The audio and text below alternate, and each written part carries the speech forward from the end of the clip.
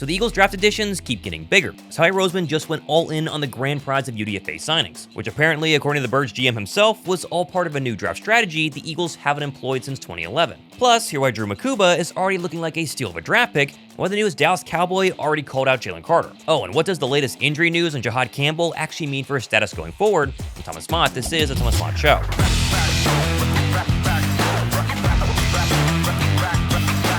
It's crazy that even though the NFL draft is officially over, Howie Roseman and the Birds front office have not stopped working, officially signing 8 undrafted free agents over the past 24 hours, as well as inviting 11 more UDFAs to Philadelphia's rookie minicamp. And while yes, these are technically undrafted free agents, there's some serious talent in this year's class. By the way, I'm announcing the helmet winner at the end of today's video, so stay tuned to see if you won. Also leave a comment below because sometimes I don't hear from the winners, and if I don't hear from the winner by, let's say, Thursday, I'll drop from the comments someone new to go ahead and win. Now, I think the crown jewel of Philadelphia's undrafted free agent signings has to be Rutgers offensive lineman Hollin Pierce. Who was Hollin Pierce? Well, he was a 440-pound walk-on at Rutgers who became one of the top tackles in the Big Ten. He's got impressive speed, obviously some strength, and most importantly, power. Now, a lot of scouts thought he would be a day 3 pick, but his raw talent was really the main reason he ended up being undrafted. Big frame, physical, talented, but still raw. Can anyone say hello, Jeff Stoutland? And when I mean big, this guy has the physical traits of being an absolute monster. He's 6'8", now 341 pounds, with an 88-inch wingspan and 37-inch arms. Impossible to ignore. And the most important part is Philadelphia clearly wanted this guy, giving the Rutgers tackle $180,000 in guaranteed money to sign on with the Birds. Which I know, $180K does not sound like a ton of money in the $1 million a year contracts you see in the National Football League, but normally NFL teams get about $220,000 to sign UDFAs. So the fact that Philadelphia gave one player $180,000 of their $220 is definitely noteworthy. I mean, that's literally 85% of their UDFA signing pool to one player. Starting to get some major Jordan Mailata vibes from Pierce, though. Again, raw, unproven, now chip on his shoulder, and again, they're roughly the same size. Mailata and Pierce are both 6'8" and over 340 pounds. I know Philadelphia drafted a ton of offensive linemen on day 3 in the actual NFL draft, but definitely keep an eye on Pierce. If he can graduate from Stoutland U, he could be well on his way to a long-term job in the National Football League. Now, some other notable UDFA signings. How about Quinyon Mitchell's teammate at Toledo in Maxon Hook? Versatile safety, was a team captain last year and recorded 107 tackles in 2024. Definitely a long shot because the position group right now at safety is kind of loaded with young talent,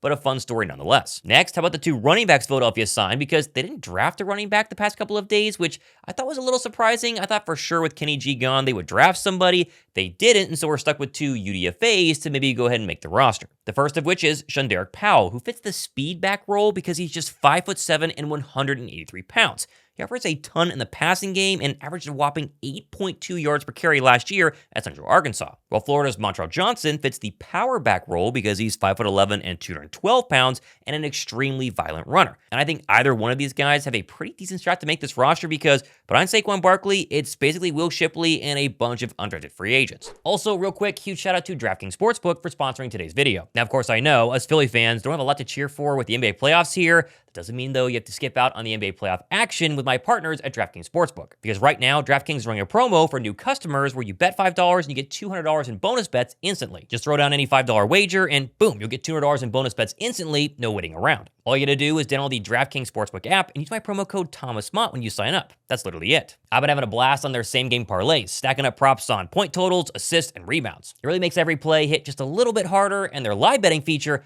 I think it's elite because you can react in real time. And of course, the NFL draft that's currently going on this weekend, you might have heard of it. You can do a ton of bets on that as well with DraftKings Sportsbook. Just download the DraftKings app, use my link below, and then add the promo code ThomasMott to get started.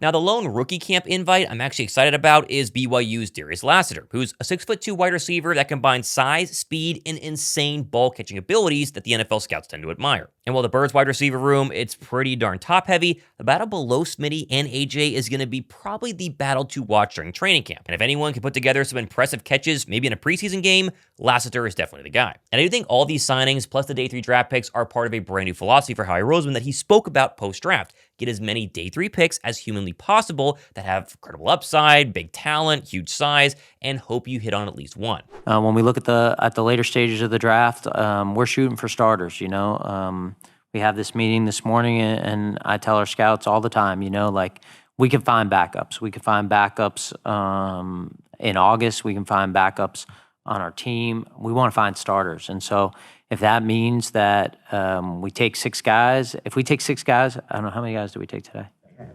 Overall, No, we didn't take or 8 today. Okay.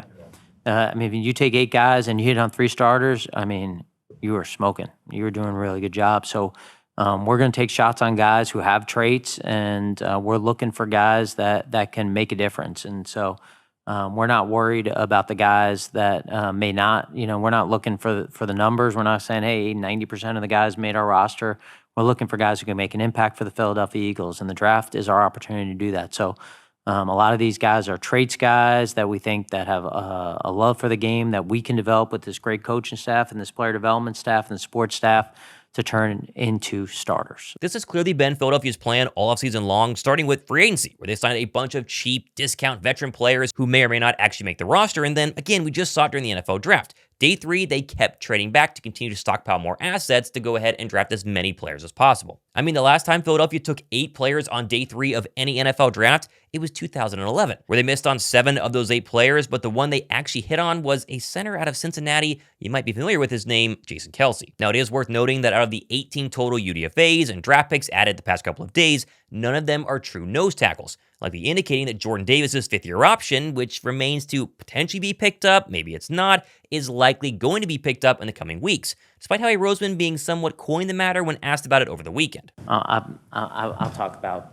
for us, every contract situation, we'll talk about with the players first. But Jordan, we have tremendous confidence and faith in Jordan Davis. You guys know I like Jordan Davis. I think he's grossly underrated in the National Football League. I'm expecting that 5th-year option to come, again, any day now. Keep an eye out for it as we move forward. Also worth keeping an eye on is the new weight of Bird's 2nd-round draft pick, Andrew Mukukba, who I think a lot of Eagle fans have been kind of hesitant on due to his stated 5'11", 190-pound undersized frame. Although no one seems to realize that at his actual NFL Pro Day, Mukukba weighed in at a whopping 194 pounds, and he's likely still trying to add on weight to hopefully get over the 200-pound mark during training camp, which would then put him as an inch taller and then basically the same weight as superstar Cardinal safety Budda Baker. Someone Mukukba said during his introductory press conference is the NFL player he models his game after the most. Yeah. I mean, I like to watch guys, typically, that's my body type, body frame. I can't go watch.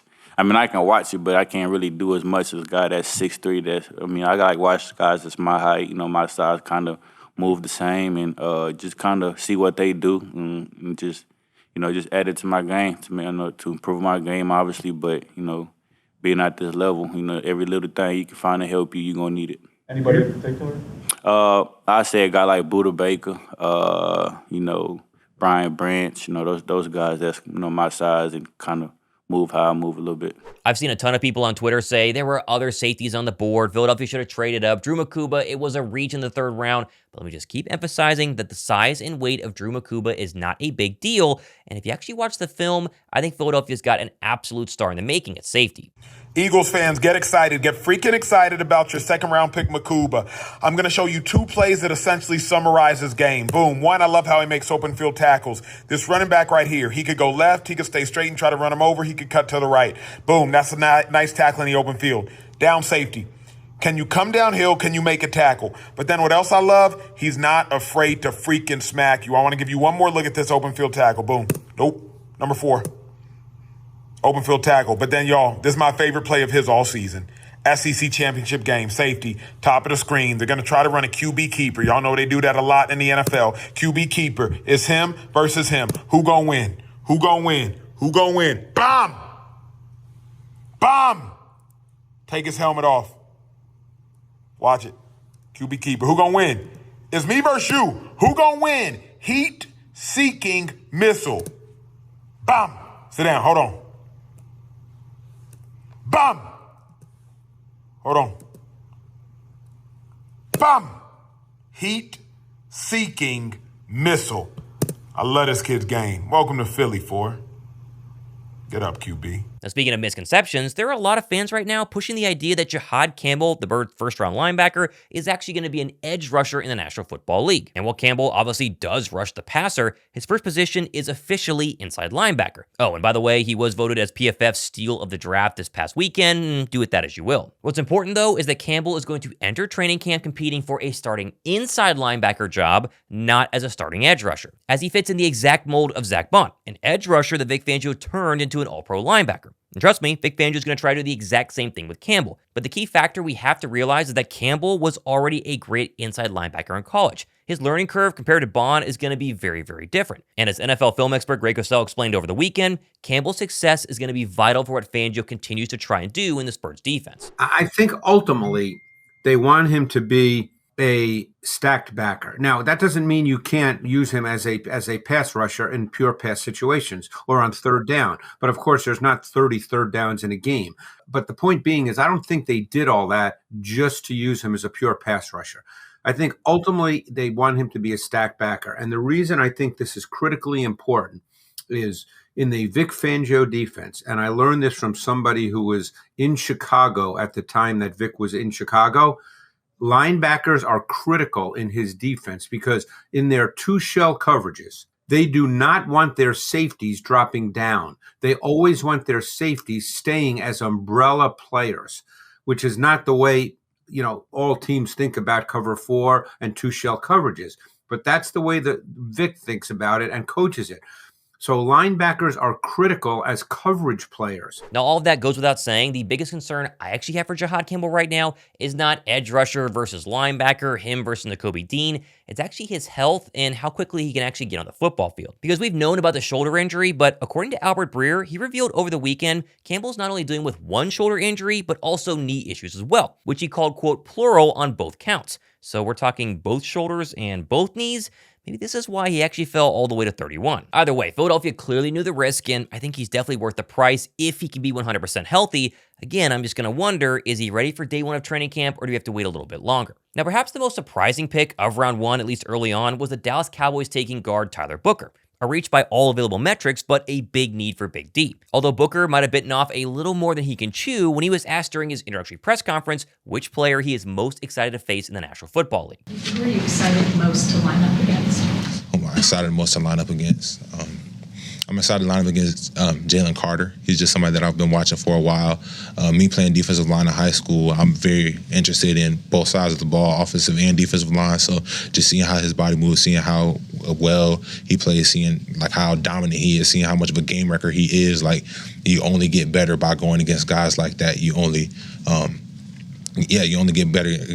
Only get better by going against guys like that. So I'm very excited to take on that challenge of going against him and then just improving game by game. Honestly, I can't even hate. That's a pretty good answer, but you want to go against Jalen Carter? Best of luck. I would be careful what you wish for. Also, best of luck to your Twitter timeline today, or all the people like myself who like to keep my politics and my sports separate, because yesterday, I'm sure you've seen, Saquon Barkley went golfing with President Donald Trump, and the internet has gone crazy. Barkley's golf outing with President Trump, and of course flying back to the White House via Marine One, has caused all of the online controversy you've seen on your Twitter timeline. And Barkley clearly has noticed all the hate as he responded on Twitter saying, quote, "Some people are really upset because I played golf and flew to the White House with the president. Maybe I just respect the office, not a hard concept to understand. Just golfed with Obama not too long ago and look forward to finishing my round with Trump." And while I get the controversy, hating on Saquon Barkley for this, to me, is the dumbest thing possible. He went golfing with Obama, golfing with Trump. The man loves to golf, and if you were asked by the president to do so, come on, I don't think a lot of us would pass up on that offer. Which, again, this all goes both ways because Jalen Hurts reportedly did not visit the White House today due to, quote, scheduling conflicts, along with various other Eagles, although by the looks of it, a large number of Philadelphia Eagle players, coaches, and staff were all at the White House today doing the typical key factor here thing that you do whenever you win the Super Bowl. My best advice to you is either enjoy it if you like that sort of thing, or just ignore it if you don't. It's not that big of a deal and will certainly not affect your day or really the Eagles in any way in the areas that actually matter, which for me is actually getting on the football field and winning another Super Bowl. Now, I also want to give a massive shout out to Gary Sexton, better known as Dirty Air on Twitter, who invited myself and Josh Davis to Talladega yesterday for the Jack Link's NASCAR 500. And we got the full VIP treatment with Michael McDowell's number 71 team and had an absolute blast. I personally grew up a massive NASCAR fan thanks to my mom, but this was Josh Davis's first ever NASCAR race, and getting to show him around the cars was an absolute blast. While we were there, we also got to meet Alabama superstar wide receiver Ryan Williams, kind of out of the blue, who made me look pretty tall in this picture thanks to the track actually being slanted. I know we're all Eagle fans, but a NASCAR race in person, it's as fun as you can have. Massive shout out to Gary, this was a huge blast. Finally, it's time to announce the winner of the Eagles signed helmet giveaway, and that was a randomly selected subscriber who commented on a previous show, Lindsay FF9384. So Lindsay, You have won. I will mail this out to you as soon as you confirm that it's you by going down to my description box and sending me an email. Gotta go ahead and send me a screenshot of you signing into your YouTube account. Prove it's you. Send me your address. We'll get this thing sent out. You have until Thursday's show to claim because we're going on vacation next week, and so I want to send this to a winner. If I do not hear from Lindsay by Thursday, one person who comments down below will be selected again, announced during the live stream on Wednesday night, and then again on the Thursday morning show. So get your comment in. But Lindsay, you've won. Congrats. Let me know down below. I'm also keeping an eye on the UDFA signings, the rookie camp invites, and of course, Justin Simmons. If he wants to sign after 4 p.m. today, it makes a ton of sense due to NFL rules. We'll keep an eye on that. Be sure to subscribe. I'm Thomas Mott. This has been the Thomas Mott Show.